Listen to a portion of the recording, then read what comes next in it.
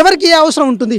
ఇప్పుడు మీకంటే నేను అత్యంత పేదవాడిని అనుకుంటాం, మీరే నాకు ఇల్లు వదిలేస్తారండి. నాకు కావాలని మీరు కోరుకోరు.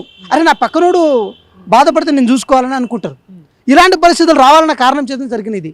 సో దాన్ని బీఆర్ఎస్ పార్టీ నాయకులు కొంతవరకు రాజకీయ రంగును పులిమి ఒక రచ్చలేపే ప్రయత్నం చేద్దాం అనుకున్నారు. నేను ఒక మాట అయితే స్పష్టంగా చెప్పదలుచుకున్నాం, గ్రామ సభ పెట్టారంటేనే అర్హులైన జాబితాను క్లియర్ చేసేసి ఏదో వేగ్గా అనౌన్స్ చేయాలన్న కారణం చేత చేయలే. ఒక లిస్ట్ అయితే తయారై ఉంది. ఈ లిస్ట్లో తీసేయాల్సింది ఉంది, చేర్చాల్సింది ఉంది. అది కూడా మీ మధ్య పెట్టి చేస్తాము. ఇక్కడ ఏమవుతుందంటే చేర్చడం జరుగుతుంది, తీయడం జరుగుతుంది.